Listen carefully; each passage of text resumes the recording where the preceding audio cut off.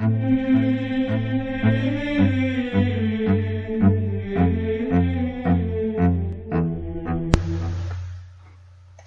the course of this study, we will examine the sonship of Jesus Christ. That is, why Jesus is called the Son of God. We'll investigate where the thinking of those New Testament individuals who used this language was based. As we investigate the scriptures, we'll discover that there exists in the Bible a strong underlying set of concepts behind this terminology, which we need to understand and take into account when reading the New Testament. It's not sufficient or good practice to apply the Greek metaphysical approach to the New Testament usage of this terminology. This has, unfortunately, been a far too common practice. Let's look at the overview and breakdown of this study. This whole presentation will be on the PowerPoint slides, which will contain more references than we will have time to refer to. You can refer to these if you wish to more closely examine the ideas presented. We will break this study into 5 sections, starting with the introduction. The historical background. With the victories of Alexander the Great in 333 BC approximately, Greek culture and philosophy overran the world. From that day to this, Greek concepts have reigned supreme in human thought. Greek philosophy is based upon human-centered values and natural wisdom, which interestingly appeals to man. The term metaphysics is the name given to some of Aristotle's writings. Alexander the Great's childhood tutor was the famous Aristotle, an exceptionally clever man who penned many works.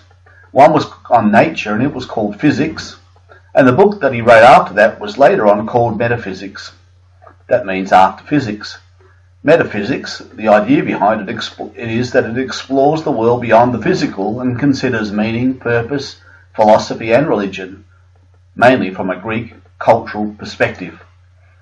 The Grecian philosophical approach was largely rational and mostly based upon finding reason and purpose from the natural world.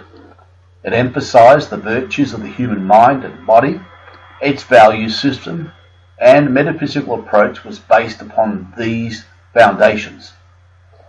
On the other hand, the biblical approach was based upon revelation. That is, that God has spoken and revealed his ways, his will and purpose, both with regards to the past, the present, and the future. It emphasized human sinfulness and mortality, and the need that humanity has to escape this dominion of sin and death. This background inevitably led to a tremendous clash of ideas, culture and philosophy and religion between the Jews and the Greeks. The outcome of this clash between the Greeks and the Jewish culture began a few hundred years before the time of Jesus. This led to much persecution of those Jews who held fast to the words of God, particularly in the days of the Maccabees.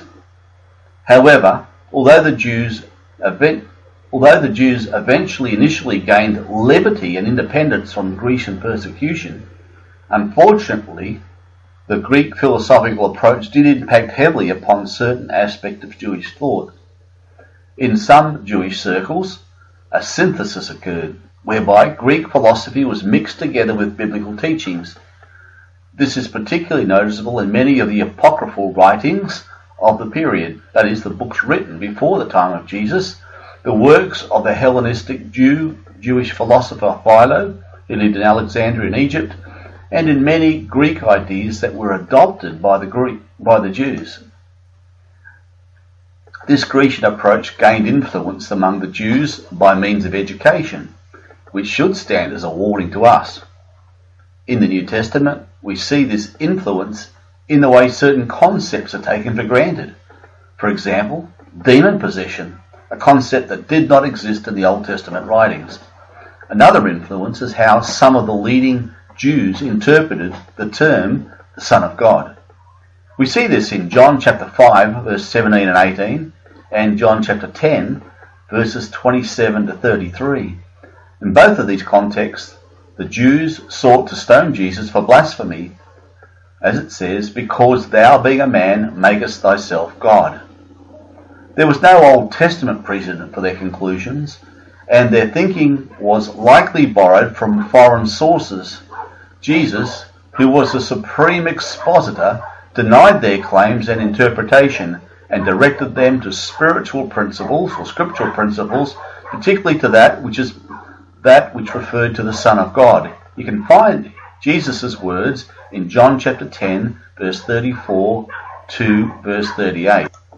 The Bible is in no way based upon Greek metaphysics or any other foreign, that is, pagan form of thinking or tradition.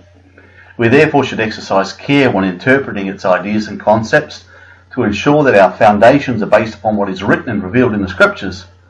We should also be on guard against following a synthesis of ideas, which comes from blending concepts from various sources with the Bible.